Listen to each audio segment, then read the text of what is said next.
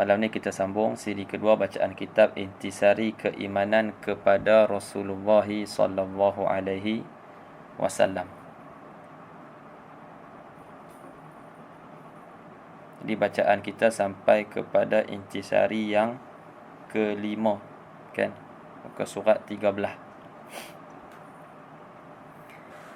Baik, kata pengarang hafizahullah ta'ala wa nafa'ana bihi wa bi'ulumihi fid daraini amin.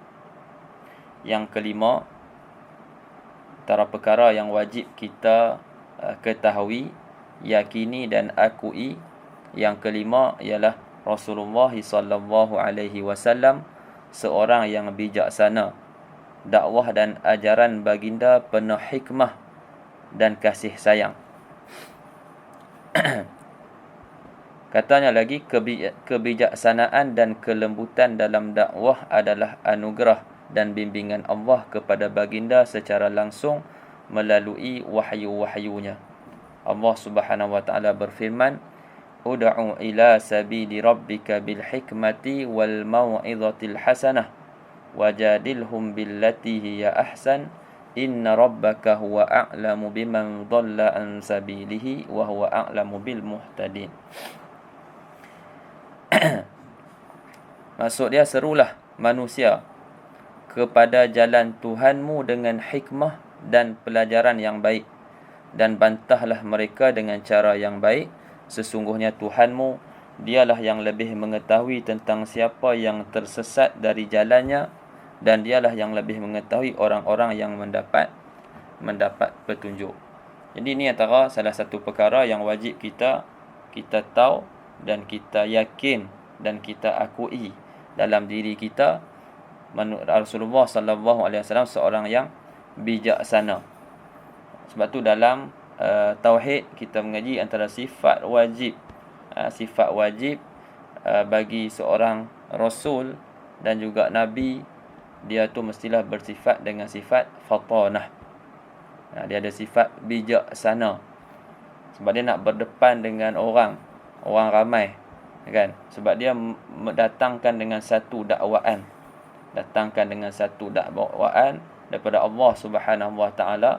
Jadi biasalah macam-macamlah orang yang akan cuba menentang. Bukan semua setuju. Jadi bila berlakunya penentangan, maka ada berlakunya jawab balas, kan? Jadi adalah kita kata dialog ataupun hujah dengan hujah. Dan Nabi sallallahu alaihi wasallam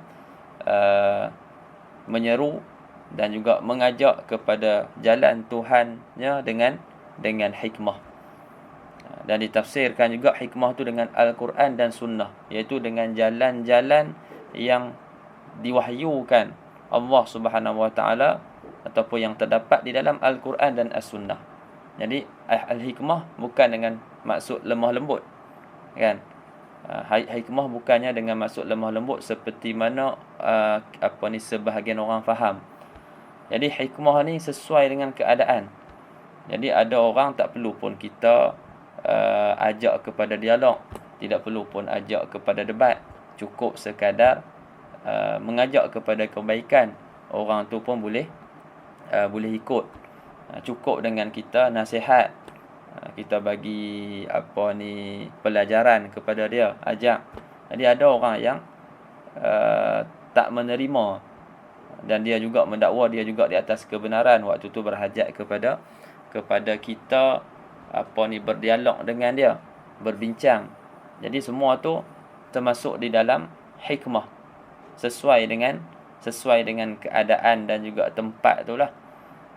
Jadi Rasulullah begitulah kalau kita tengok siri-siri dakwah baginda Nabi sallallahu alaihi wasallam. Jadi penuh dengan hikmah. Itu wajib kita yakini, dakwah Nabi penuh dengan hikmah dan juga kasih sayang. Semuanya nak membawa kepada cahaya, membawa kepada kebenaran. Itu dalam hati kita yang perlu kita letak. Kita dalam nak mengajak orang, kita nak mengajak orang kepada kebaikan. Jadi kena ada sifat kasih sayang lah yang ada dalam diri kita. Kita bukan nak mengajak orang kepada kita, tapi kita nak mengajak orang kepada Islam. Itu yang kita kena letak. Jadi setengah orang kadang-kadang dia tertipu dengan cuba untuk membawa orang ramai ikut dia. Jadi kita bukan nak ajak orang ikut kita, tapi kita nak ajak orang ikut Islam. Kan? Baik. Jadi itu perkara kelima yang disebut di dalam kitab ni, yang perlu kita ketahui, kita yakini dan kita akui. Sebab tu dalam ayat ni pun ud'u ila sabili rabbika bil hikmah wal mau'izatil hasanah. Serulah kepada jalan Tuhan kamu, iaitu agama Islam ini, dengan penuh hikmah dan pelajaran yang baik. Itu kalau cukup sekadar tu. Tapi kalau berhajat pula kepada jidal, kepada perdebatan, kepada dialog, kepada perbincangan, kata Allah Ta'ala, wajadilhum billati hiya ahsan. Jadi kalau berhajat kepada perbincangan, pada mujadalah, maka bermujadalah, berbantahlah, berbincanglah dengan cara yang paling baik. Jadi semua tu ada tahap-tahap dia lah, kan? Ada orang tak perlu pun, cukup sekadar kita ajarkan dia, ataupun cukup sekadar kita nasihat. Tak perlu kepada semua benda kepada jidal. Tidak begitu.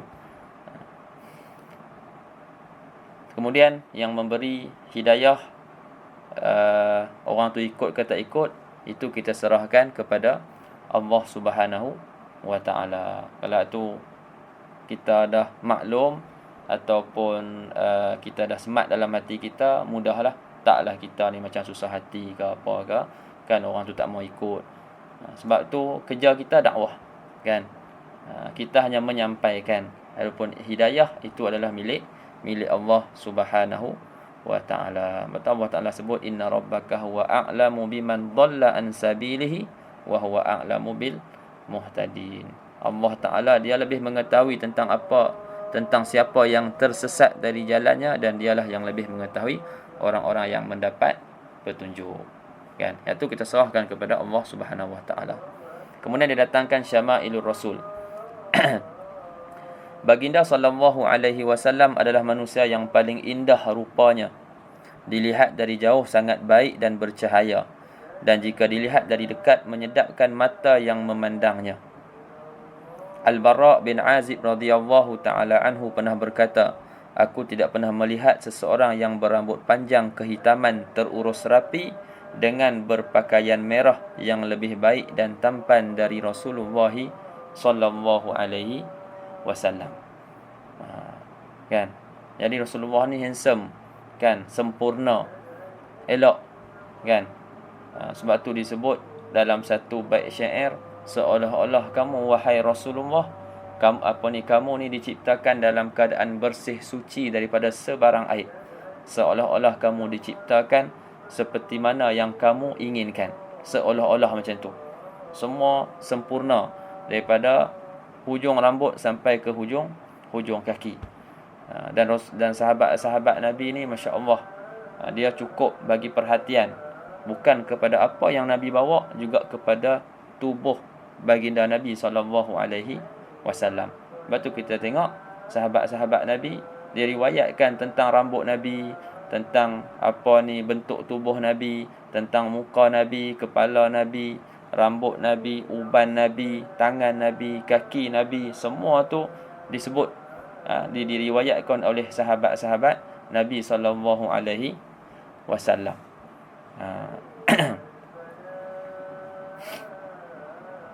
Itu kita tengok ihtimamnya, ambil caknanya para sahabat ni kepada Nabi.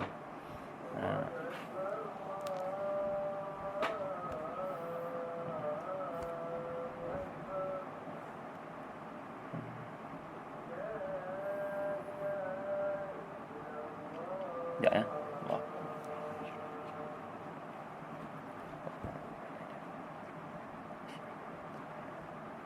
Baik. Itu berkaitan dengan syama'il lah. Jadi kalau nak tengok panjang lebar lagi tentang syama'il Ar-Rasul ataupun An-Nabi sallallahu alaihi wasallam, boleh lihat buku-buku syama'il, antaranya kitab Syama'il Muhammadiyah karangan Al-Imam At-Tirmizi, kan. Antara kitab yang terkenal dan banyak diterjemahkan lah, kan, banyak terbitan yang banyak ramai daripada kalangan asatizah yang menterjemahkan kitab Syama'il Muhammadiyah karangan Imam At-Tirmizi, dan kitab-kitab lain lagi yang menceritakan tentang kepribadian baginda Nabi sallallahu alaihi wasallam, tubuh dia, zahir dan zahir dan batin, sifat dalaman Nabi sallallahu alaihi wasallam. Menunjukkan sahabat-sahabat ni dia bukan sahaja kira apa hak Nabi bawa ya, sampai tak kira ambil peduli langsung tentang susuk tubuh Nabi dak, kan. Dia ada orang hari ni cakap kita ambil hak Nabi syariat, kan, wahyu yang Nabi bawa aja. Susuk tubuh Nabi tu macam seolah-olah diketepikan. Jadi tak betul lah. Kalau kita tengok apa yang kita tengok daripada kitab-kitab yang diriwayatkan, kita tengok sahabat-sahabat menceritakan tentang tubuh badan Nabi, ihtimam mereka dengan Nabi sallallahu alaihi wasallam. Setiap aspek yang berkait dengan Nabi depa ambil perhatian.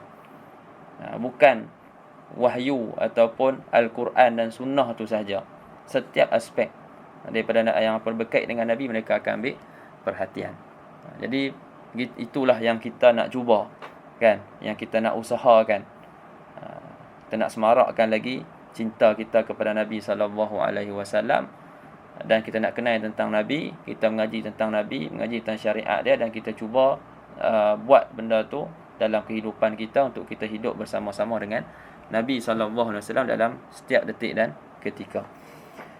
Baik, yang keenam, Rasulullah sallallahu alaihi wasallam seorang yang penyantun, lemah lembut dan penyayang. Ini di antara sifat-sifat Nabi lah. Sifat-sifat Nabi seorang yang penyantun, lemah lembut dan penyayang, dan ini diakui sendiri, disebut sendiri oleh Allah Subhanahu wa taala di dalam Al-Quran, fa bima rahmatin minallahi lintalahum walau kunta faddan ghalidhal qalbi lam faddu min hawlik fa'fu anhum wastaghfir lahum washawirhum fil amr fa idza azamta fatawakkal 'ala Allah innallaha yuhibbul mutawakkilin. Maka disebabkan rahmat dari Allah lah kamu berlaku lemah lembut terhadap mereka. Sekiranya kamu bersikap keras lagi berhati kasar, tentulah mereka menjauhkan diri dari sekelilingnya. Karena itu maafkanlah mereka, mohonkanlah ampun bagi mereka, dan bermusyawarahlah dengan mereka dalam urusan itu. Kemudian apabila kamu telah membulatkan tekad, maka bertawakallah kepada Allah. Sesungguhnya Allah menyukai orang-orang yang bertawakal kepadanya. Ini sifat-sifat ayat ni dikatakan turun selepas peperangan Uhud. Jadi peperangan Uhud seperti mana kita maklum apa yang berlaku, kan, ada sahabat yang turun daripada bukit tu, kan, yang sepatutnya mereka tetap di situ, kan. Adalah beberapa taksir yang berlaku, kecuaian ataupun kekurangan yang berlaku. Maka Allah Subhanahu wa taala memerintahkan untuk Nabi sallallahu alaihi wasallam bersifat lemah lembut terhadap sahabat-sahabat Nabi sallallahu alaihi wasallam, untuk maafkan mereka, maafkan taksir ataupun kekurangan yang berlaku daripada mereka, dan mohon keampunan kepada mereka. Ini Allah Ta'ala sebut, maka disebabkan rahmat daripada Allah kamu berlaku lemah lembut terhadap mereka. Kamu berlaku lemah lembut. Kalaulah Allah Ta'ala kata kamu bersikap keras, akhlak kamu buruk dan hati kamu keras, nescaya sahabat-sahabat kamu tu akan menjauh. Sebab sifat tu antara sifat yang tidak elok, kan? Dan Nabi tidak bersifat dengan sifat-sifat tu. Allah Ta'ala kata kalaulah kamu bersikap keras, terhadap sahabat-sahabat kamu, hati kamu kasar, orang akan lari, kan? Dan begitulah kita dalam kehidupan ni, kita bersikap keras sentiasa dengan orang di sekeliling kita, orang takkan tahan, orang akan lari daripada kita. Sebab tu kita tengok Nabi SAW, sifat dia tidak begitu. Ada tempat dia tegah, bukannya bersikap orang kata hati kerah, tapi ada tempat-tempat yang perlu kepada ketegasan, kan? Ada tempat-tempat tertentu, ada tempat-tempat yang tak perlu pun. Sebab tu kita tengok dalam perjalanan Rasulullah SAW, ada tempat dia tegah, ada tempat dia bergurau, ada tempat dia senyum dan ketawa. Jadi macam-macam lah. Gitulah dalam kehidupan kita pun, kan, ada tempat yang kita kena tegah, ada tempat kita melawak, kan. Bukannya 24 jam kita serius sahaja, bukan macam tu.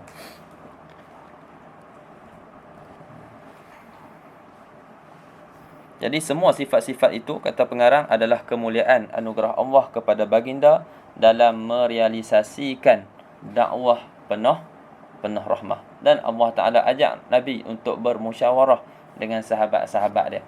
Sedangkan Rasulullah kalau nak buat keputusan seorang pun boleh, tapi Rasulullah ajak untuk bermusyawarah. Dalam kita bermusyawarah, masing-masing akan mengeluarkan pandangan lah. Jadi orang yang diminta pandangan tu dia akan rasa seronok, kan? Dia akan rasa seronok sebab dia juga dibawa masuk dalam satu-satu keputusan tu. Bukannya seolah-olah tidak dipedulikan ataupun diketepikan, tapi dibawa masuk sekali dalam membuat apa-apa keputusan. Jadi rasa kebersamaan tu adalah akan timbul. Rasulullah buat macam tu. Sedangkan kalau Rasulullah nak buat satu-satu keputusan tanpa bincang dengan sahabat-sahabat dia pun tak ada masalah. Jadi macam itulah bila kita jadi pemimpin, kan? Bila kita jadi pemimpin, jadi orang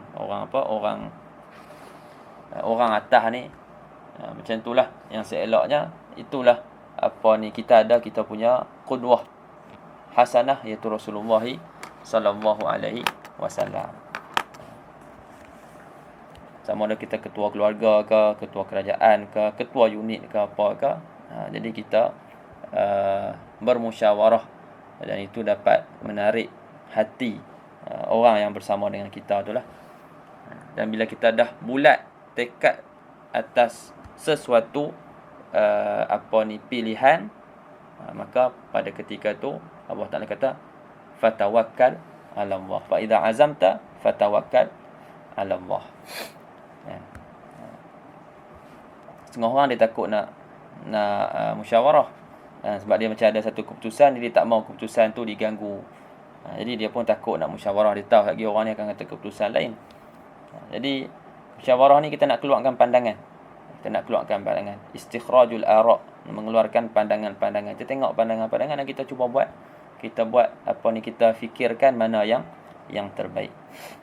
Itu bila kita dah pilih satu, maka kita bertawakal kepada Allah Subhanahu wa taala. Siratul Rasul.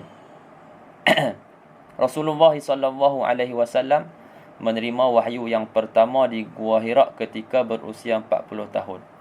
Ini wajib kita tahu lah, kan? Perkara yang penting lah, dan juga wajib untuk kita tahu perkara-perkara asas tentang Rasulullah sallallahu alaihi wasallam. Rasulullah terima wahyu yang pertama ketika usia 40 tahun. Lepas tu setelah diangkat menjadi Rasul, baginda sallallahu alaihi wasallam berdakwah di Mekah selama 13 tahun. 3 tahun secara sembunyi, lepas tu secara terang-terangan lah 10 tahun. Lepas tu Rasulullah SAW berhijrah ke Madinah, dan di sana teruskan dakwah Nabi lah 10 tahun, itu sampai Rasulullah wafat. Setelah diangkat menjadi Rasul, baginda sallallahu alaihi wasallam berdakwah di Mekah selama 13 tahun, kemudian berhijrah ke Madinah dan tinggal di sana selama 10 tahun. Di sepanjang tempoh 23 tahun tersebut telah diturunkan kepadanya 114 surah Al-Quran sebagai pedoman hidup buat ummah. Jadi 23 tahun tu lengkap undang-undang dari segi pegangannya, kemudian dari segi undang-undangnya, dan undang-undang tu pula, undang-undang Islam ni menyeluruh, kan, dari aspek ibadatnya ataupun aspek muamalatnya, itu hubungan antara kita dengan Allah, aspek muamalat hubungan kita dengan sesama manusia, kemudian munakahat, undang-undang kekeluargaan, dan juga jinayat. Jadi semua tu lengkap, lengkap dibawa oleh Rasulullah sallallahu alaihi wasallam, dan Rasulullah juga bawa datang akhlak-akhlak yang terpuji. Jadi kalau bukan daripada Allah Subhanahu Wa Taala, kalau bukan Nabi Muhammad ni seorang nabi, nescaya dia tak dapat nak bawa satu perkara yang syumul, yang melengkapi semua aspek dalam masa 23 tahun. Tapi Nabi telah berjaya dalam masa 23 tahun, mula daripada 40 tu, dia bawa ke semua aspek-aspek tadi. Sebab tu sekecil-kecil perkara semua tu ada disentuh dalam Islam.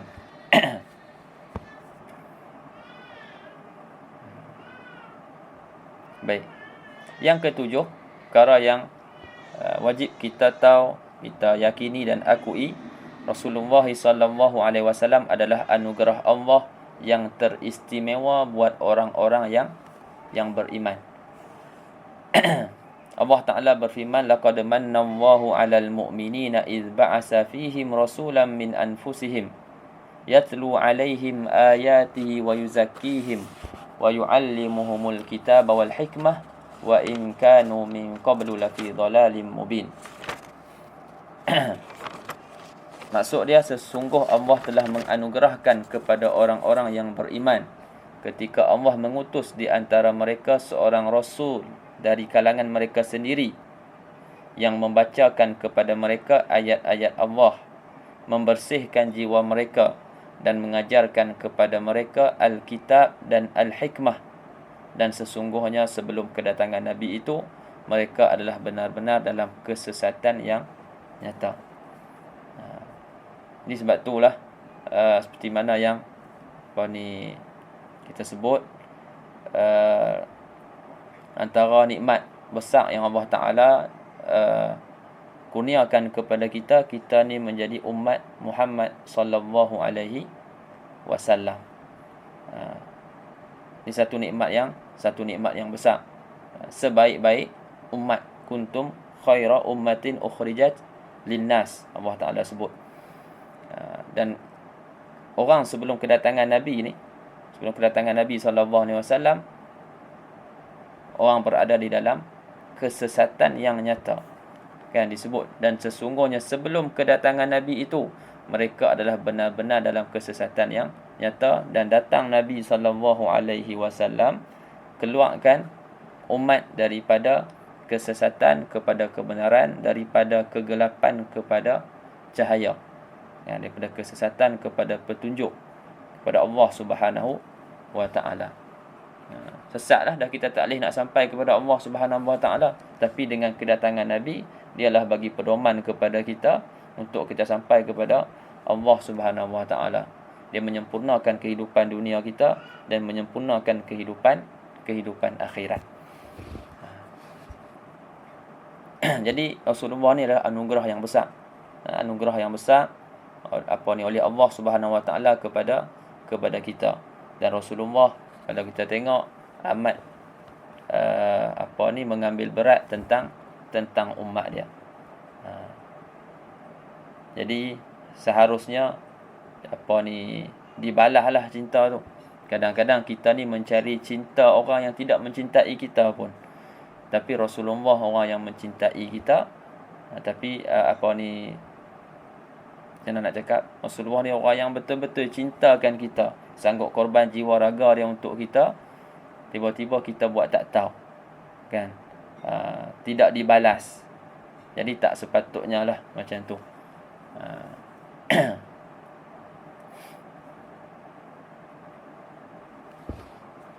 Jadi kita ambil tahu tentang Nabi SAW. Cuba bangkitkan lagi rasa cinta kita kepada Nabi SAW dengan kita baca sirah-sirah dia, baca kelebihan-kelebihan dia, kan, baca tentang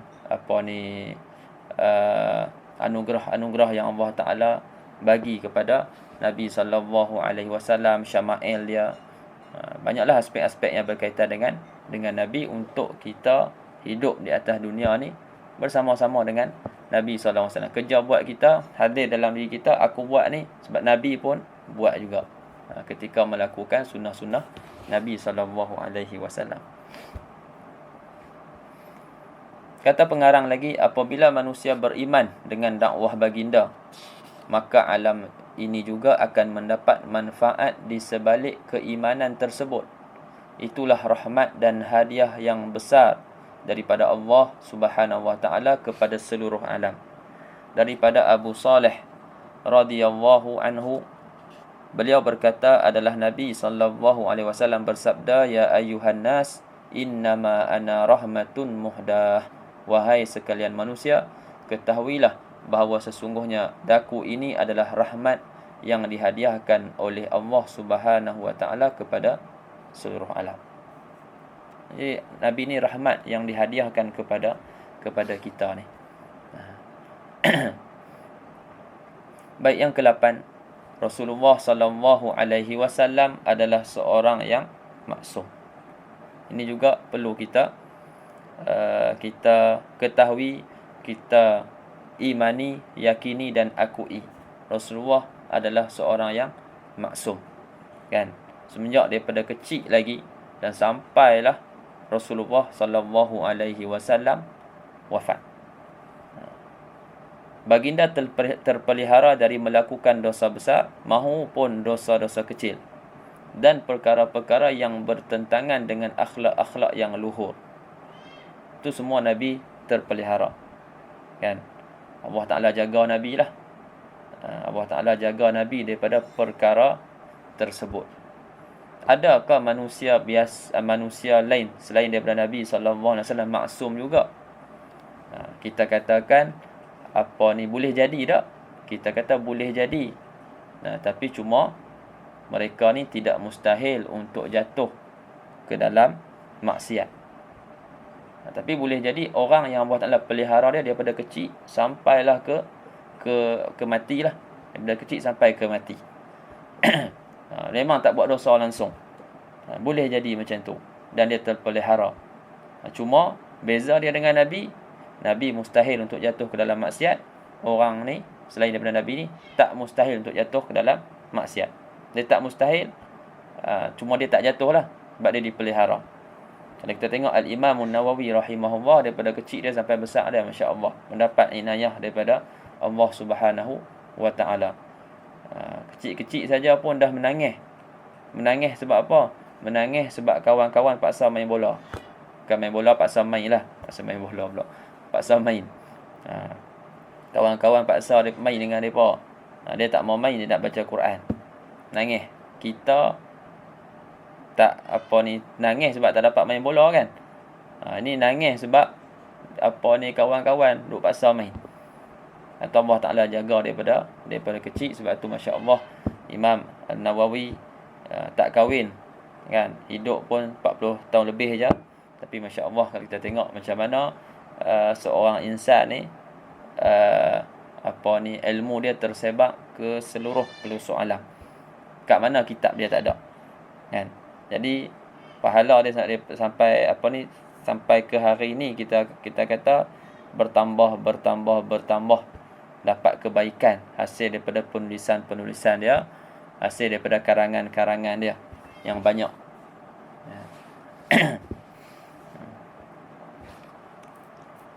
Jadi baginda Nabi terpeliharalah daripada dosa besar, juga dosa kecil, dan juga akhlak, perkara-perkara yang bertentangan dengan akhlak yang luhur. Baginda juga tidak pernah menyembah berhala, tidak pernah menyengutukan Allah. Baginda seorang yang berakhlak mulia sehingga menjadi sebaik-baik ikutan bagi orang-orang yang beriman. Rasulullah SAW itu sentiasa ceria, baik akhlaknya, bersikap lemah lembut, tidak pernah bersikap kasar, tidak berlebihan dalam ucapan, dan tidak pernah berkata yang kotor. Yang ini perkataan siapa? Saya pun tak pasti dia tak datangkan. Ini kena tengok dalam Syama'il lah. Dia terjemahkan sahaja tanpa menyebut siapa yang mengatakan sedemikian.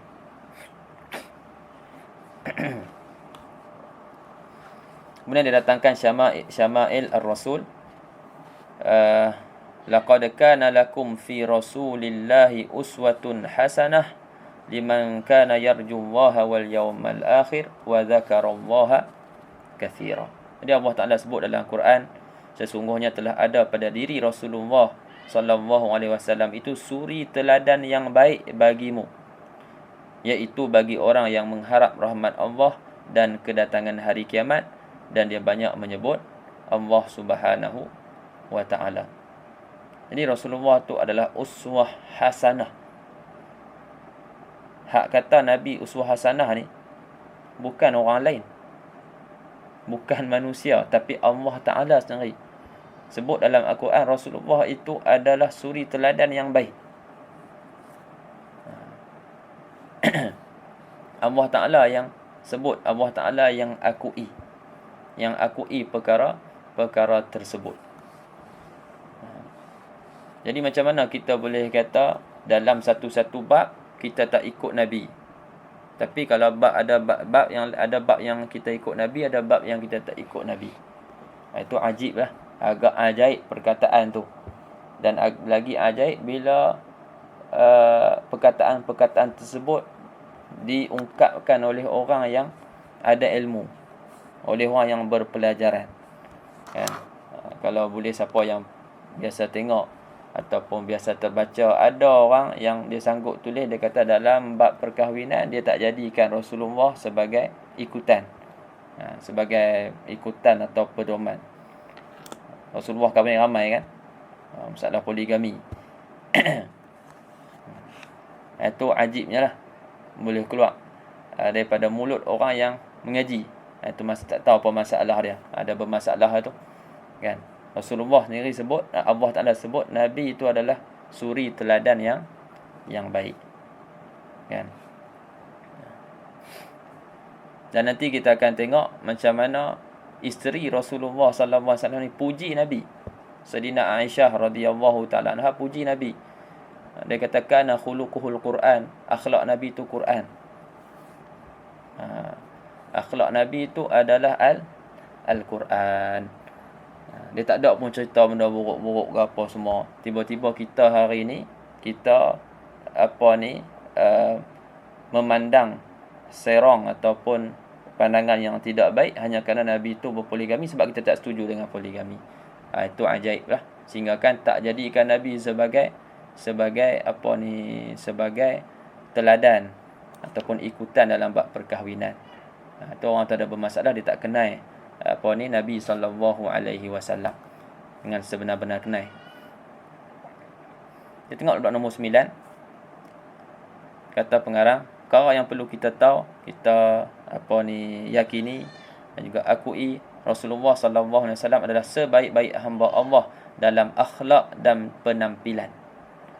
Pada diri baginda terkumpul semua sifat yang elok dan penampilan yang mulia. Allah Ta'ala memuji ketinggian akhlaknya di dalam Al-Quran. Wa innaka la'ala khuluqin azim. Kita tengok tadi satu pengiktirafan kepada Nabi SAW. Allah Ta'ala, Rasulullah, ada pada diri Rasulullah itu contoh ikutan yang baik. Dan dalam surah Al-Qalam ni pula Allah Ta'ala puji Nabi kan, dan didatangkan dengan lafaz-lafaz penegas. Wa innaka. Jadi kalau orang mengaji bahasa Arab tu dia tahulah inna tu sebagai lafaz penegasan. Begitu juga la ala, ada lam dekat ala tu, menambah lagi ketegasan dalam statement yang nak disampaikan. Demi sesungguhnya, kalau ni dan bahawa sesungguhnya engkau Muhammad benar-benar mempunyai akhlak yang amat mulia. Jadi Rasulullah mempunyai akhlak yang amat mulia dalam sekalian perkara, dan dialah yang perlu kita jadikan sebagai teladan. Sebab tu saya teringat kata Syekh Fahmi Zamzam, kita hari ini kan, Dia sebut hari tu kan, kita hari ni tersilap mengidolakan orang. Kita mengidolakan, sepatutnya kita mengidolakan Nabi kita. Tapi kita mengidolakan orang lain. Kita mengidolakan pemain bola. Dia kata kita mengidolakan Ronaldo. Sepatutnya kita mengidolakan Muhammadu, iaitu Nabi Muhammad sallallahu alaihi wasallam. Dan tu kita boleh lihatlah, orang bila dia mengidolakan seseorang, dia akan ikut cara jalan, kadang-kadang cara main, cara berpakaian, cara rambut. Lepas tu orang bila dia tengok Messi contohnya main bola, buat rambut macam ni, dia pun buat. Tengok Ronaldo buat rambut macam ni, dia pun buat. Sebab apa? Sebab kecintaan dia kan kepada seseorang tersebut. Itu masalah dia. Sekarang ni masalah dia. Masalah orang ni dia silap mengambil contoh tauladan. Dia tersilap mengidolakan seseorang. Dia mengidolakan seorang yang kafir kan, dan dia ikut apa yang orang tu buat. Tinggal orang tu tak beriman, dia tak tinggalkan iman. Itu je kan. Tapi dalam gerak-geri kerja buat dia, kadang-kadang banyak yang berimamkan kepada idola dia tersebut. Nanti nak kita kena perbetulkan lah. Kita kena kenalkan orang ramai kepada Nabi kita, Nabi Muhammad sallallahu alaihi wasallam, dan jadikan, seru orang untuk jadikan Rasulullah ni lah sebagai idola.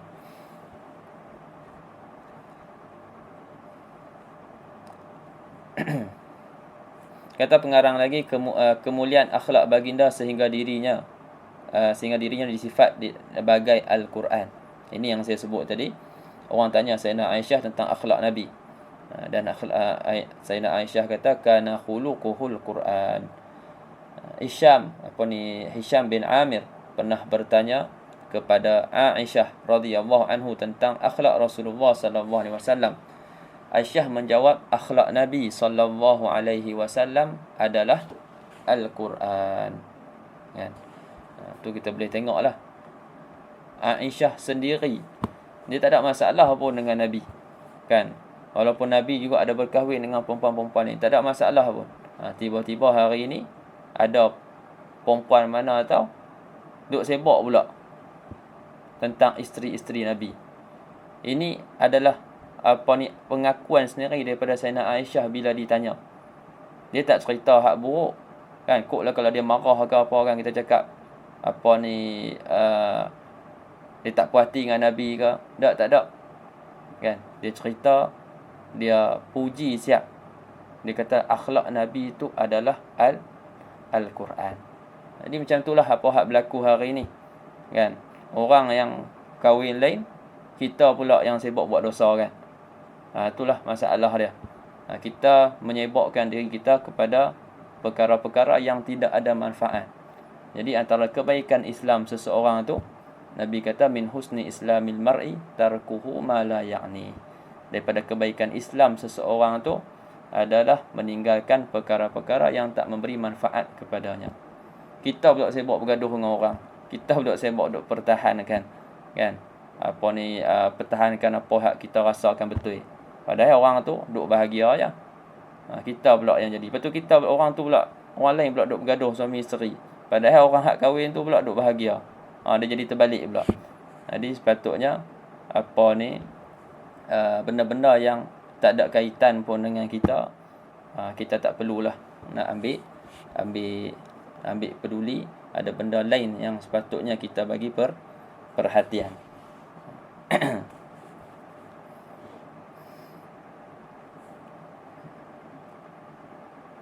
Dan perhatian kita kepada perkara-perkara yang manfaat itu adalah kebaikan Islam kita.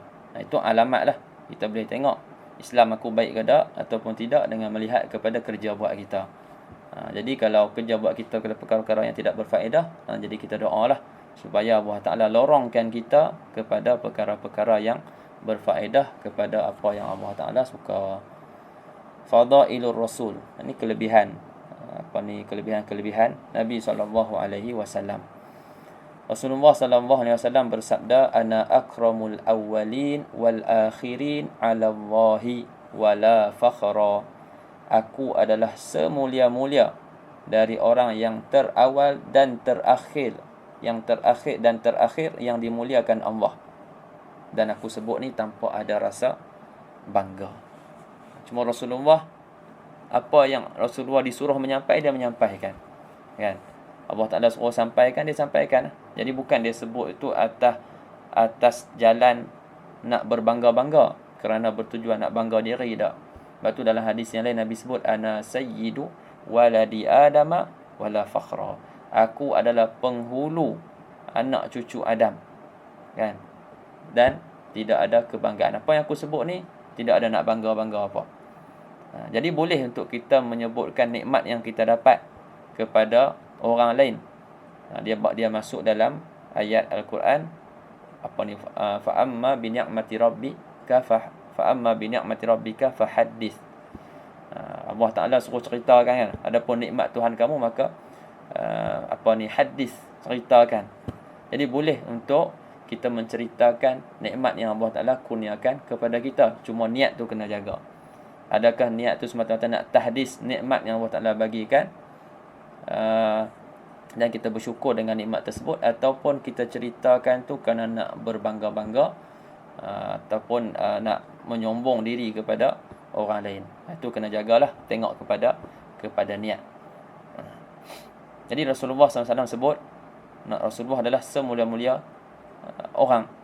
Daripada dulu sampai ke sekarang, Nabi lah yang paling mulia. Bahkan Nabi lebih mulia daripada para malaikat semuanya, hatta daripada Jibril. Dan Rasulullah sebut ni cuma nak menyampaikan sahaja, tidak ada rasa bangga.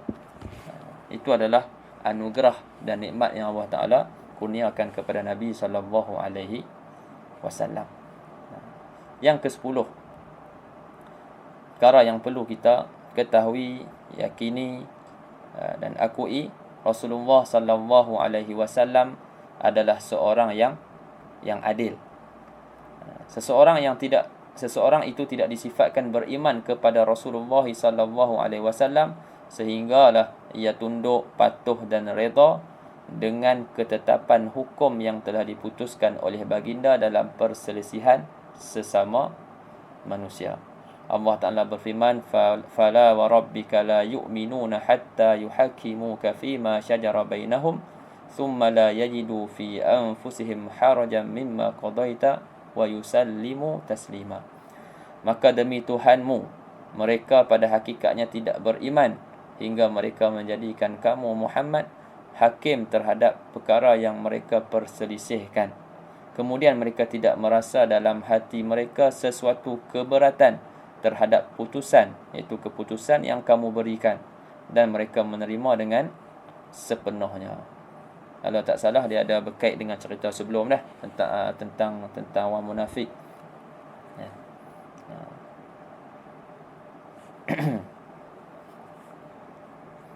Jadi nak suruh, kadang-kadang nak suruh Nabi SAW putuskan satu keputusan, tapi bila diputuskan satu keputusan, dalam hati ni masih ada tak puas hati lagi. Jadi Allah Ta'ala kata, maka demi Tuhanmu, mereka pada hakikatnya tidak beriman hingga mereka menjadikan kamu Muhammad hakim terhadap perkara yang mereka perselisihkan. Kemudian mereka tidak merasa dalam hati mereka sesuatu keberatan terhadap putusan yang kamu berikan. Maksudnya apa yang Nabi cakap, itulah dia, keputusan dia. Dan terima dengan hati yang terbuka. Itu ketika mana Nabi adalah. Adapun ketika mana Nabi telah wafat, maka kita kembali, apa-apa perselisihan yang berlaku, kita kembali kepada Al-Quran dan kita kembali kepada As-Sunnah, pada hadis-hadis baginda Nabi sallallahu alaihi wasallam. Dan lapang hati kita terima apa saja keputusan daripada Al-Quran dan Al-Hadis. Syama'ilur Rasul. Baginda meninggalkan atau menghindari dirinya daripada 3 perkara: al-mira, berdebat dan mengaibkan orang lain, menyombong diri, dan meninggalkan apa yang tidak berfaedah buat dirinya. Itu meninggalkan perkara yang tidak berfaedah. Dalam hadis yang lain, min husni islamil mar'i tarkuhu ma la ya'nihi. Meninggalkan perkara-perkara daripada kebaikan Islam seseorang adalah ia meninggalkan perkara-perkara yang tidak memberi faedah kepadanya. Yang kesebelah, perkara yang wajib kita ketahui,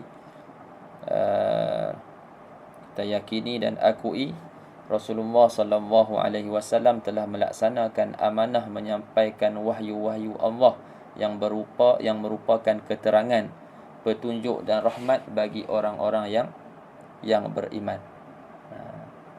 Wajib kita yakini dan akui Nabi dah sampaikan dah semua amanah. Semua amanah yang diamanahkan di atas bahu Nabi telah sampaikan. Allah Taala sebut dalam Quran, laqad al-yawma akmaltu lakum dinakum. Hari ini aku telah sempurnakan kepada kamu agama kamu. Ia lengkap dah. Dan apa yang Allah Taala turunkan kepada Nabi telah sampaikan semuanya kepada kita umat ni. Cuma kita je, sama ada kita ambil tahu ataupun tak ambil tahu. Jadi semuanya dah disampaikan. Jadi wajib kita beriman tu. Tak boleh kita rasa ada satu benda yang tak disampaikan lagi ke, ada terlupa ke, tak, semuanya dah sampaikan. Tidak ada yang terlupa yang tidak disampaikan lagi kepada kita. Allah Ta'ala berfirman, وَمَا أَنزَلْنَا عَلَيْكَ الْكِتَابَ إِلَّا لِتُبَيِّنَ لَهُمُ الَّذِي اخْتَلَفُوا فِيهِ وَهُدًى وَرَحْمَةً لِقَوْمٍ يُؤْمِنُونَ.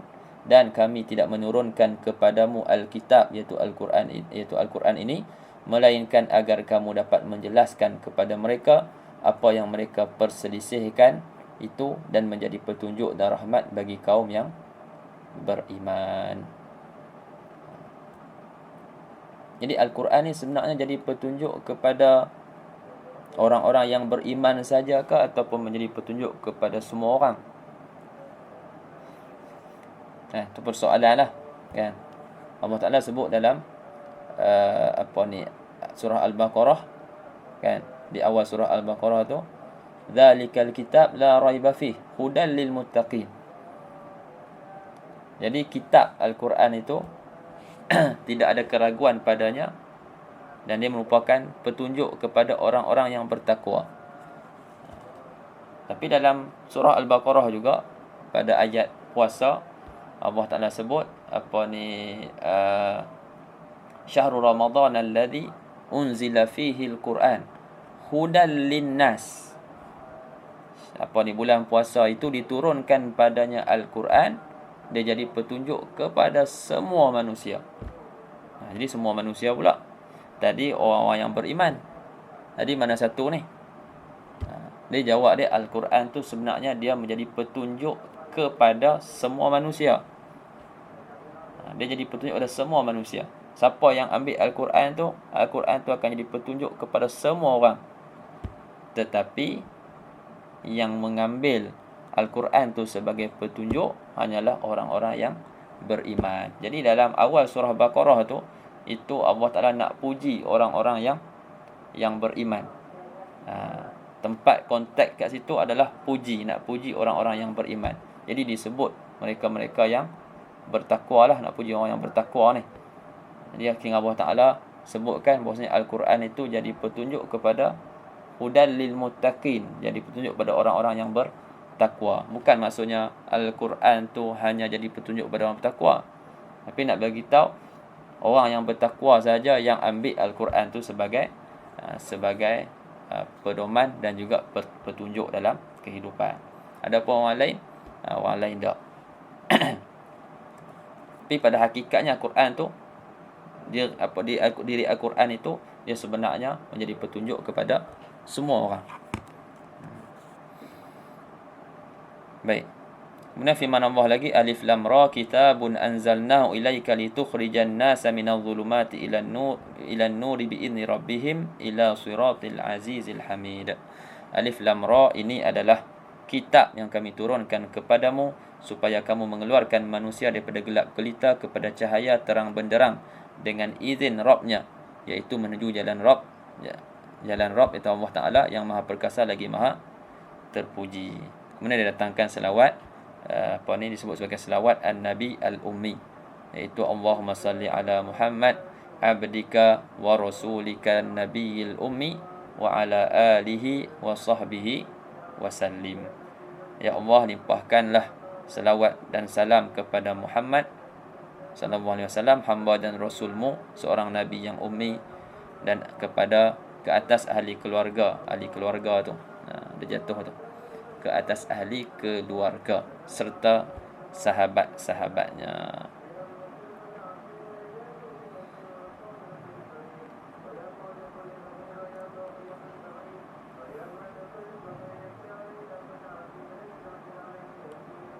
Baik, asalnya kita kena berhenti kat sini, ke surat 20. Nanti kita sambung, sebab saya ada kelas lain pukul 9.30. Jadi ada urusan-urusan sikit lah kan sebelum kelas tu. Jadi kita berhenti sini insya-Allah. Muka surat 20 nanti kita sambung. Rasulullah sallallahu alaihi wasallam dan seluruh para rasul adalah penyampai berita gembira bagi orang yang beriman dan pemberi amaran kepada mereka yang ingkar.